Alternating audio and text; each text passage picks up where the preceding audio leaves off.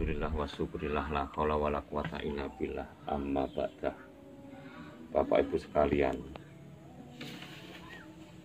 marilah kita bersama-sama syukur kepada Allah Subhanahu wa taala, yang tentunya dengan kita bersyukur setiap saat, setiap waktu, sepanjang waktu, itu akan menuntun keimanan kita kepada yang namanya Allah Subhanahu wa taala. Ini sangat penting sekali, karena bersyukur itu sendiri yang nantinya oleh Allah akan diberikan yang lebih. Terus dalam sore ini kita akan membahas masalah kemana perginya roh, ya. Kemana perginya roh manusia ketika manusia itu meninggal. Ini perlu dibahas karena apa? Karena kalau saya teliti dengan mata batin saya, ini banyak roh-roh orang meninggal itu yang gentayangan. Dalam arti tidak tahu kembalinya kemana, bertempatnya nanti di mana itu tidak tahu. Akhirnya kebingungan. Nah ini saya ibaratkan kalau kita manusia yang sekarang ini masih hidup. Seumpama kita ini tidak punya uang sama sekali, terus juga tidak punya uang sama sekali, tidak punya bekal yang lain, termasuk baca tulis tidak bisa. Terus kita ditaruh di tengah kota yang di situ ramai orang. Kira-kira kita bingung atau tidak? Kita mau kemana? Tidak bisa baca, ada petunjuk tulisan di mana-mana tidak bisa baca. Mau bertanya kepada orang lain, bahasanya sudah beda. Kita tidak mampu mengungkapkan untuk bertanya itu tadi. Kira-kira menurut sampean, kira-kira akan bingung atau tidak kira-kira? Ya bingung, Gus. Tentunya sangat bingung. Nah karena itu marilah kita bersama-sama belajar sedikit demi sedikit. Ini masalah keilmuan yang nantinya akan dibawa mati, akan dibawa kita setelah kita meninggalkan dunia ini. Ini yang pertama yang perlu kita ketahui. Ketika manusia itu hidup di dunia, ya, ini biasanya semuanya akan terlupakan. Apalagi kalau manusia itu istilahnya hidupnya dalam berkecukupan. Karena itu kita jangan sampai kita mengeluh apapun, mengeluh gimana atau gimana. Kalau kita dalam keadaan sulit, entah itu sulit hidupnya, sulit apapun, itu kita jangan sampai susah. Karena sudah sangat jelas sekali di Quran juga ada, manusia itu tidak boleh susah dan takut. Wala taqob wala tahzan. La tahok wala tahzan. Ya, manusia tidak boleh susah, tidak boleh takut. Apa yang ditakutkan? Tidak ada. Ya, kita akan terbalik imannya kalau kita takut kepada iblis, takut kepada sesama manusia, takut kepada atasan kita. Ini kita terbalik imannya. Jadi untuk menyingkapi itu, gimana? Kita harus selalu bertawakal kepada Allah Subhanahu wa taala. Ini kalau orang orang takwa, yang tawakal itu maksudnya kan menjalani yang diperintahkan Allah, menjauhi semua larangan daripada Allah, itu tawakal. Nah terus ini masalah roh manusia akan kemana roh manusia itu nantinya setelah meninggal. Ini yang perlu kita dalami. Karena memang selama ini saya kira belum ada, ya kalau ada mungkin sangat sedikit sekali, entah itu pesantren, entah itu perguruan-perguruan yang membahas masalah ini. Karena apa? Karena di dalam Al-Quran sudah jelas yang kalimatnya kuliruhu min amri robbi. Masalah roh ini adalah urusan Tuhan. Jadi gimana kita untuk mempelajari ini, sedangkan roh ini hanya urusan Tuhan. Ini tidak akan bisa terjadi kalau manusia ini masih mengaku dirinya merasa bisa, merasa mengerti, merasa berbuat, merasa bertindak, atau merasa apapun. Jadi semua harus dipasrahkan kepada Allah bahwa dirinya itu sebenarnya tidak ada. Ya, manusia ini loh, dirinya tidak ada. Terus apapun yang kelihatan oleh mata itu tidak ada kecuali hanya Allah Subhanahu wa Ta'ala. Mungkin sampan kalau setelah mengerjakan sholat 5 waktu sering melakukan dzikir yang kalimatnya la ilaha illallah, tiada Tuhan selain Allah. Mungkin sering ini bahasa apa namanya, dzikir yang favorit. Dzikir yang favorit, kunci surga, pembuka kunci surga ini katanya. Jadi ini benar. Terus di situ setelah lafadz la ilaha illallah itu diteruskan la maujuda illallah. Ini sudah sangat jelas sekali. Tidak ada yang berwujud. Tidak ada yang berwujud kecuali hanya Allah Subhanahu wa Ta'ala. Kalau kita teliti, kalau kita kaji kata-kata itu, kalimat itu, terus kita di mana? Kan tidak ada kan. Kita ini kan Adam yang maknanya tidak ada. Jadi semua yang kelihatan oleh mata, baik itu alam semesta ini, baik tumbuh-tumbuhan, hewan, matahari, entah itu iblis, malaikat dan sebagainya, manusia itu semua sebenarnya tidak ada. Kalau yang berwujud itu cuma Allah Subhanahu wa Ta'ala. Ini juga sulit dibicarakan. Kalau tidak ada, kenyataannya kan ada. Ini yang ribet. Kalau memang mengaku ada yang mengaku manusia itu ada yang mengaku ada, keberadaan dirinya itu benar-benar ada, itu bisa dikatakan musyrik. Tapi musyrik yang samar. Musyrik mungguhe manusa liyane. Maaf, salah ini. Musyrik mungguhe Gusti Allah. Tapi kalau mungguhnya manusia yang lain, ini sudah bagus. Karena apa? Karena kalau kita meneliti di masyarakat, pasti orang akan mengeluh-ngeluhkan, atau membicarakan masalah yang sangat jelas. Kalau orang itu ibadahnya ngajinya bagus, jamaahnya bagus, baduke ngapal, wis diarani imanis ra karu-karuan. Betul apa tidak? Iya. Itu cuma bahasanya seperti itu. Pada umumnya semacam itu. Ya. Ini yang sebenarnya menakutkan, yang nantinya akan manusia itu menjadi keblinger. Kalau kita kaji, ini ada firman Allah yang ada di Quran, surat Al-Baqarah yang diturunkan di Madinah. Ini sangat penting sekali. Yang kalimatnya Bismillahirrahmanirrahim. Walillahil masyriqu wal maghribu. Masyriq wal maghrib, barat dan timur. Fa'inama tuwalu pasama wajahullah innallaha wasimun ngalim. Jadi ini sudah sangat jelas ya. Dan milik Allah timur dan barat. Ini arti dalam bahasa Indonesia. Kemanapun kamu menghadap, di sanalah wajah Allah. Sungguh Allah maha luas, maha mengetahui. Ini saya kalau ada kalimat ini, saya teringat waktu dulu saya masih kecil. Ini saya akan cerita sedikit pada waktu saya masih kecil dulu. Nah, rata-rata biyen itu teman-teman kan beling, termasuk saya sendiri. Belingnya luar biasa. Lah pas pada waktu sholat ini subuh ya agak mbangkong. Wis kedisian matahari sebenarnya. Tapi saya teruskan pas gerimis-gerimis, saya ditanya, "Loh, Mas, lha wong iki wis awan, sengengene wis mentor-mentor kok panggas salat subuh." Lah sengengene matahari ini sing goblok randang muncul-muncul. Terus akhirnya oleh teman saya diangkat, dihadapkan ke timur oleh teman saya. Tapi saya terus salat. Walaupun menghadap ke timur, saya tidak balik lagi ke arah barat atau kiblat. Karena apa? Karena sudah memahami ini tadi, ayat ini tadi, fa'aina matuwalu pasama wajahullah. dimanapun kamu menghadap, di situ wajah Allah. Jadi sudah sangat jelas.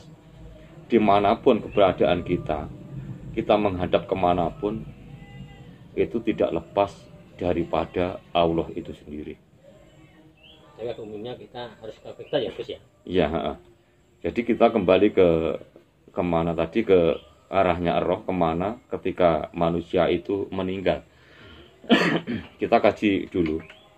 Mungkin Bapak Ibu sekalian sering tahu orang sakaratul maut. Di situ banyak yang meronta-ronta kesakitan, ada yang tersenyum, ada yang menangis karena takut malaikat, mungkin saya juga tidak tahu, ada yang kelihatan bahagia, wajahnya berseri. Ini sudah merupakan tanda kalau manusia itu ketika mau meninggalkan dunia ini kok menangis atau susah, dalam arti dianya mungkin ingat pada waktu hidupnya, hidup sehari-hari itu tingkah lakunya kurang pas. Terus ada yang tersenyum bahagia. Ini sangat jelas sekali. Karena apa? Karena hadiah sebenarnya, hadiah terbesar untuk orang mukmin itu adalah kematian. Karena apa? Karena setelah mati akan bertemu Sang Pencipta. Ini merupakan kebahagiaan yang hakiki. Karena itu di dalam adzan itu ada kalimat Hayyalas sholat, marilah kita sholat. Makna sholat, di mana sholat itu asal kata dasarnya adalah sholat, yang maknanya adalah ketemu. Ini sampan bayangkan, kalau Anda mungkin sampan ketemu, baru kenal cewek, pada waktu dulu masih muda kenal cewek, Anda sangat cinta sekali, sampan cinta sekali. Mau ketemu ceweknya kira-kira senang atau susah? Saya kira semua orang akan bahagia, hatinya berbunga-bunga. Ini sama. Marilah kita sholat. Kalau kita ketemu kepada Sang Pencipta, ini bahagianya sudah tidak bisa diumpamakan dengan apapun. Karena sangat sempurna, ini kebahagiaan yang hakiki. Terus kan disambung, setelah khayalah sholat, khayalal falah, marilah menuju kebahagiaan. Dalam arti kalau sudah ketemu Allah, itu akan bahagia. Ya, hidupnya akan bahagia. Maaf, ini masalah hidup atau meninggal. Ini bahasanya sudah jadi satu. Maksudnya jadi satu gini, entah masih hidup di dunia atau masih hidupnya setelah di dunia. Karena apa? Karena sebenarnya tidak ada orang yang mati. Cuma pindah alam itu tak. Terus kita kembali lagi kepada bahasan kemana arahnya ruh itu tadi. Nah, ketika orang itu sakaratul maut, ini harus hati-hati. Karena apa? Karena kita sering dituntun dengan kalimat la ilaha illallah. Itu sering saya tahu di sekitar saya sendiri, di lingkungan saya sendiri. Orang mau sekarat oleh temannya, anaknya, atau siapa, saudaranya itu dibacakan la ilaha illallah, la ilaha illallah, la ilaha illallah, supaya dalam barzahnya atau lepasnya nyawa dengan raga itu bisa mengucapkan kalimat la ilaha illallah. Karena apa? La ilaha illallah adalah kunci daripada surga itu sendiri. Nah, terus ini yang perlu hati-hati. Kira-kira menurut sampean, apakah cukup hanya mulutnya kita mengucap kalimat la ilaha illallah? Saya kira kurang. Karena apa? Karena bacaan ini tidak akan berguna kalau tidak dilandasi dengan hati, dengan pemahaman yang bagus, dirasakan di dalam hati, disambungkan kepada Sang Pencipta, tidak akan berguna.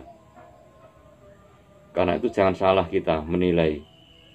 Mungkin kita sering tahu, bahkan mendengar ada orang berzikir atau wirid itu mengucapkan kata-kata yang sangat banyak sekali, la ilaha illallah, sampai ribuan, sampai jutaan. Itu masih berharap supaya nanti akan diberikan pahala yang banyak oleh Allah. Lah nanti setelah di akhirat, di yaumul mizan atau hari pembalasan, di timbangan, itu akan berat sebelah amalnya yang bagus daripada amal yang jelek. Apakah itu salah? Tidak. Karena apa? Karena kemampuan mereka cuma seperti itu.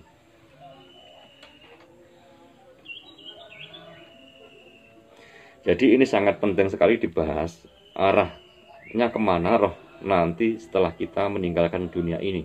Ini harus hati-hati.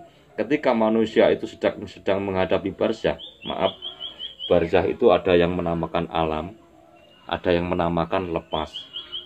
Tapi kalau saya maknani barzah itu maknanya cepot kalau bahasa Jawanya, yaitu lepas.